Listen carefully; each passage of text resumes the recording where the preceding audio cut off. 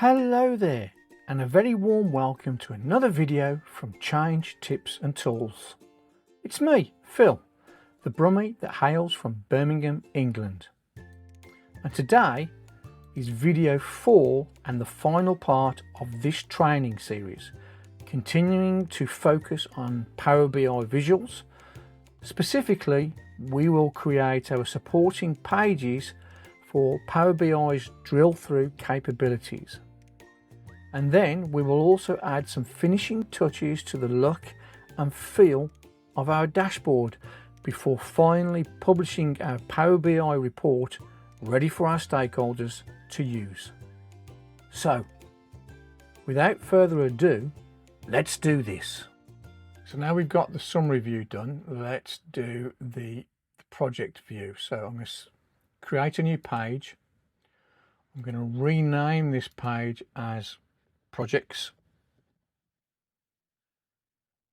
Hit return. We can do that very well. Then I'll rename. Let's get rid of that page 1 there. Don't like that. That's better. And what I want is a title on here. So I'm going to put the grid lines again so I can see what's going on. So if I take this summary, I'm going to copy this title. Control copy. Go to the projects page. I'm going to do Control V. I'm going to centralize it, and I'm just going to add projects summary like so. Let's make this a little bit bigger.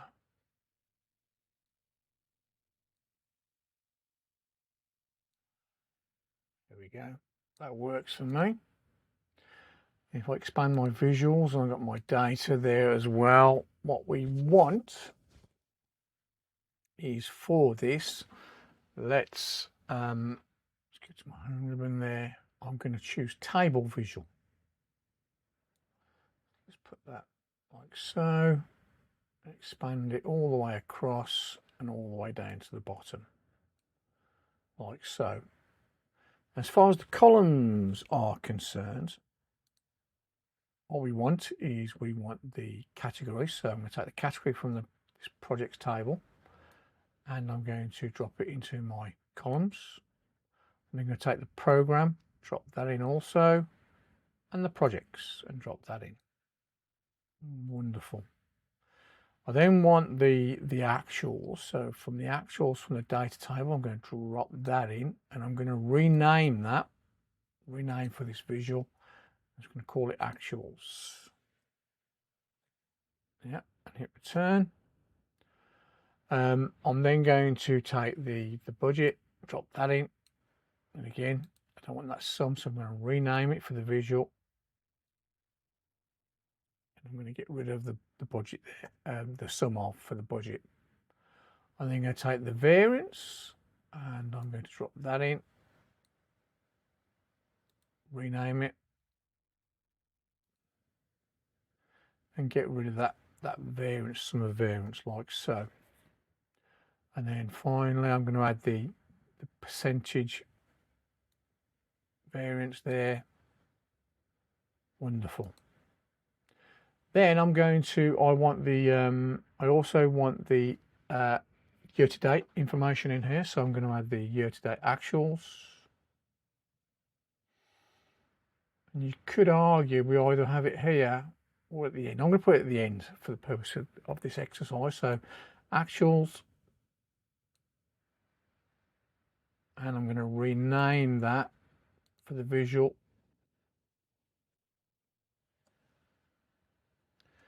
Year to date, like so, and hit return. Take the budget, drop that in, rename that for the visual, and call that year to date. Hit return. And you can see here that these are not currencies, so let's just fix that. So actual, select that, change that to a currency.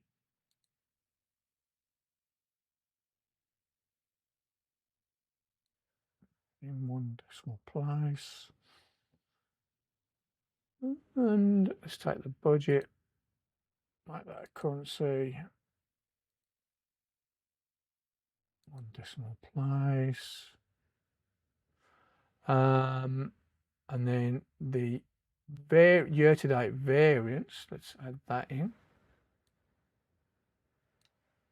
Rename that. I don't want the sum of again on there. Return. That looks fine. Now I need to put another measure on here for this, because I also want the percentage variance here. So again, on home, I'm going to do new measure with this table selected, and I'm going to call this year to date VAR, short for variance percentage.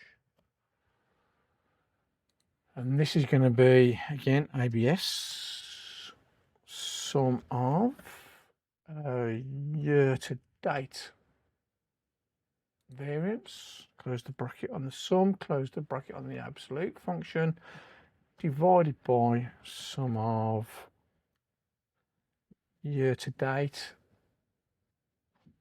budget, close the bracket on the sum and hit return. And let's make that a percentage. Wonderful. And then if I take that year to date percentage and drop that in, we've now got the percentage. Let's make some of these a little bit wider, like so.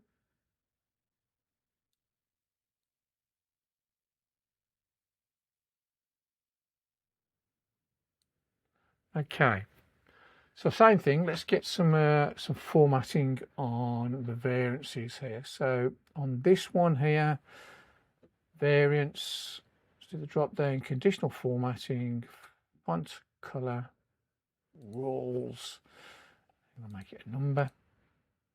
Make it a number, and I want it to be, if it's equal to or greater than 0, let's make that max there, and let's make that more colors, and let's use that green font that we say, so that hash 04C527. Click off it, add a new rule. Again, make that a number, that's a number, and this time this is going to be min. And if it's less than 0, we want it to be that red. Let's do more. And again, I'm going to use that hash E04323. That's the red. And do OK. And again, I want to make sure I'm applying it to the totals as well. So variance, conditional formatting, font color, it's applied to the totals as well. Click OK. Wonderful. Now again, the variance here, percentage, I want it to be an icon, so I'm going to do the variance, conditional formatting, icons. It's going to be rules. Select that, don't need the middle one. Again, make these numbers. So if it's, look at that, min, if it's less than 0, then that's when we get the X, yeah. If it's greater or equal to 0, then that's when we want that to get rid of that. And that's when we want the green. If I do and apply that again to values and totals and do OK, again, I want it to be to the right. And I've got that the wrong way around, can you see? So if I get into that percentage, conditional formatting, icons. So as far as the red, yeah, it's where it's less than a 0, right? So it's less than 0. That's not what I'm doing here. I'm saying within 10% here. So if it's equal to, so it's greater than 0.1,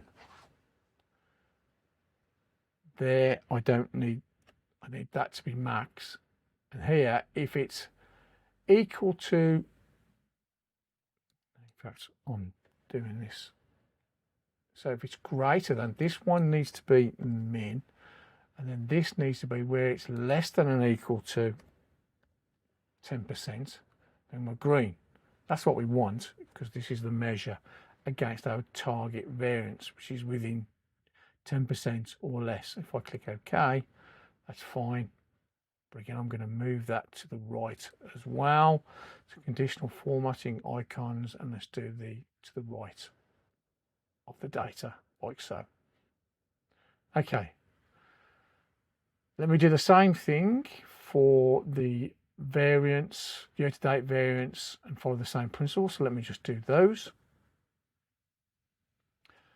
And there you go. So I've now got that done. So that's my project detail. Now what I want to do here is I need to make this compatible with drill through. So here on the bottom, the drill through here, I want to keep the filters that I've chosen on the summary, but when I drill through, what am I drilling through on? And it's going to be 3 items here. It's going to be the category. So from the projects table here, the cross-reference here, I'm going to take category, drop it into that column there. Yeah. And then I'm going to take program, drop that in also, and I'm going to take project as well, and I'm going to drop that in to there. I'm also going to, on here, I'm going to right click on this and I'm going to do hide, so I get that there. So when the report comes up in the workspace online, you won't see the projects table, it'll be hidden. But now if I go to my summary, is I can, if I want to, right click on here and say drill through to projects, and it'll display the mandatory stuff for those projects. And then I can do the back arrow here and do control and back. And in the same way here, if I looked at discretionary for project B, I could right click on that, drill through to projects, and it will only show me discretionary and those projects that are discretionary within that program. If I go back and I do program B here and do right click on it and drill through projects, it'll show me all the projects for program B. So there's our report, and now that I'm happy with that, I'm going to save it, and keep saving your reports because Power BI doesn't have auto save on there. And then finally now I'm going to publish it to my workspace. So I'm going to click publish, and I'm going to select my workspace here, and I'm going to select that and do, and it will now be publishing. There you go, it's now published. And if I go to my workspace, so that's the data sets, that's the data model, and there's the report. If I open up that report, there you go. Wonderful. And this should all work fine. And again, if I just look at stuff from there, I can right click on program A, drill through to my projects, and that becomes available. And I can see the information based on my year to date and my actuals for the year. So based on the date range, I can just go back, job done. And again, like anything else with this, is if I want to, if I need to refresh the data on this, I need to take the following steps. So let's go back to the source data folder location.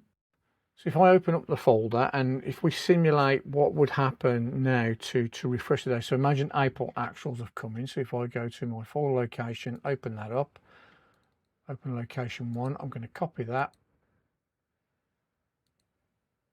Location 1, I'm going to paste that in, my April. And then going to go back to there and go to location 2, take the actuals for that side of the portfolio, copy it, and paste that into location 2.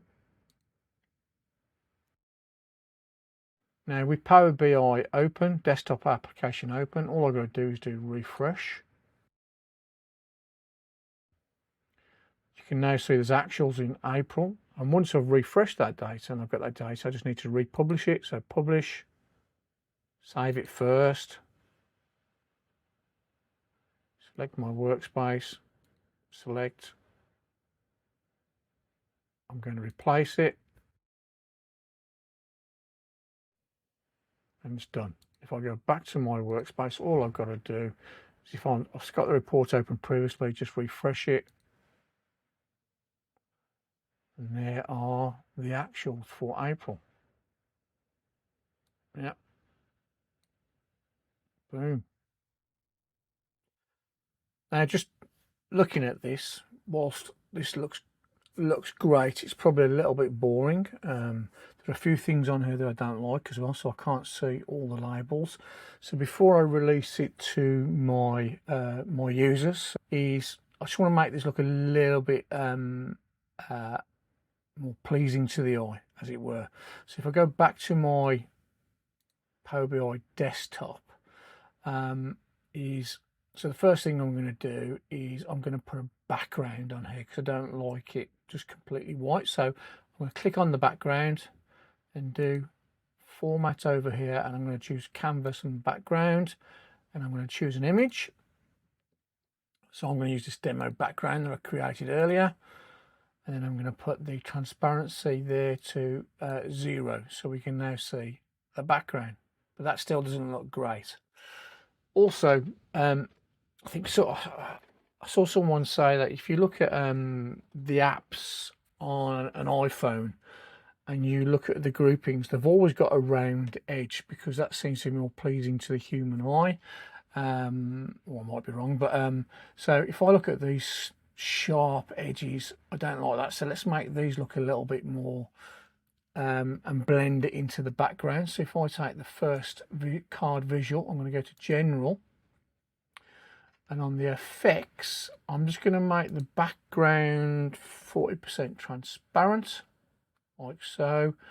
I'm going to take the border and I'm going to, the rounded corners, I'm just going to do 10 there, type 10 pixels to give that rounded look. And there you go. Now that looks a lot nicer, doesn't it? So if I take the next one, do the same. So let me do the same to all these card visuals. And there you go. So that looks a lot better. Now we've got that being cut off, so let's make the labels a little bit smaller. So again, here, the label, let's just make that, there you go, 10. Okay, so that looks better. Now, let's look at this. I don't like the way this is. So let's select this, and let's take the edge. Let's take it, move it in slightly. Let's move it away from those a little bit. Again, just move it in slightly. Okay, that looks fine. And if I then, again, on the background, let's go to General, Effects. Let's give this a 40%. I'm going to make this one 20%. As far as the corners, I'm going to make them round, and I'm going to add a shadow to this as well. So let me just add that shadow. Let me just move this up off the bottom like so. Just look at that, and that looks a lot better now, doesn't it? Now let's look at the title. So as far as the title is concerned, that's simple. Let's go to the effects and just take the background off because we don't want it there. And then as far as this date slider, let's make the label slicer header. Let's make that bold. And then on the effects, again, let's just get rid of we don't need the background. Wonderful. Now let's take care of these, let's make these look a little bit better. So again, I'm just going to take the bottom of that, move it up so it's in line with that. and just going to shorten it a little bit.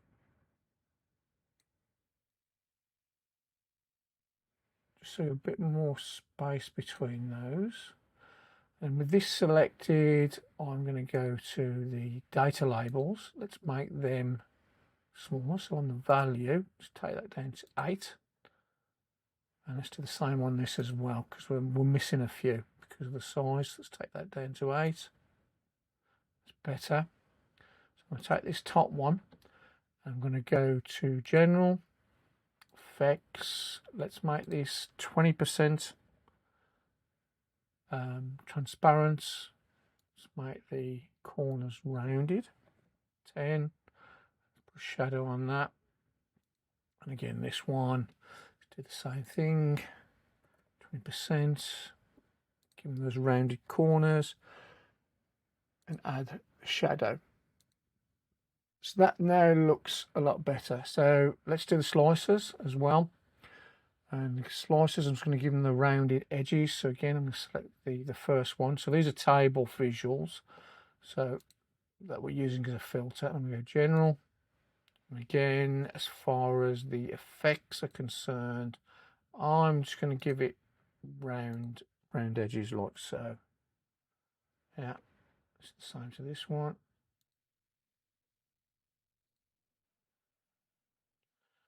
Start the projects as well, and let's make that rounded like so. And let's just lift this up so it snaps to the edge of there. So I think that looks a lot better. Let's make you a little bit thinner. Right, I like that. That works for me. Again, I'm just going to take this. That's fine. Right, now let's look at projects. So to get the full effect, this has got a drill through filter applied to it. So let me just select it, and then down here on the bottom, you can see it's got the drill filtered on program B. Let me just hit that. Looks like an eraser. I'm just going to click that to remove the filter. And again, I'm going to make this again just a little bit so it's not quite the full width of the page. Lift it off the bottom there. And again, I'm going to select the back, so off all the visuals, select the formatting, canvas background. Let's choose that background again, that demo background that I've got created. Make it 0.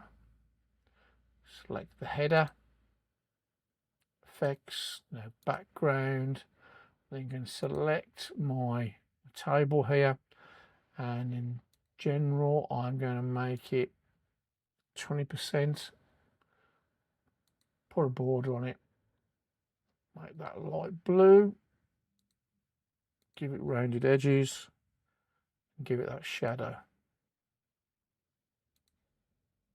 Boom. I think that looks a lot better.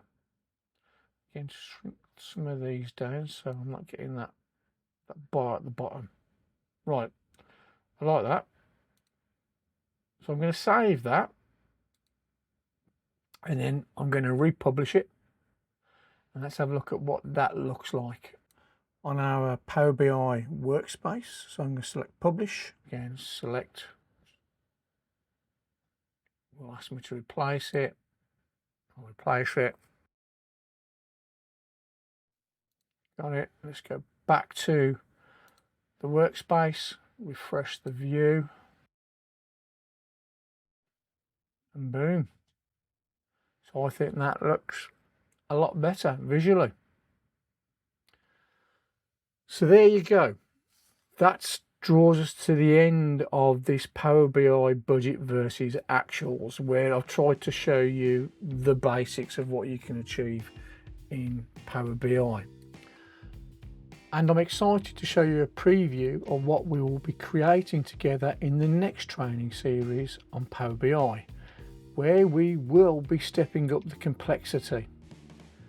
This dashboard combines both our budget and our resource capacity planning data into one single Power BI dashboard for our users. As you can see, we will learn some new skills such as DAX, and also I will show you some more tips and tricks on reusing Excel data models, for example, and also shortcuts on how to make your visuals more appealing to your users, reference their design. So stay tuned. So I hope you found this video informative, and if so, please remember to click that like, subscribe and smash that notifications button for future content. And as always, I wish you a wonderful day wherever you are in the world. Please take care, and I look forward to seeing you in the next video from Change, Tips and Tools. Bye bye now.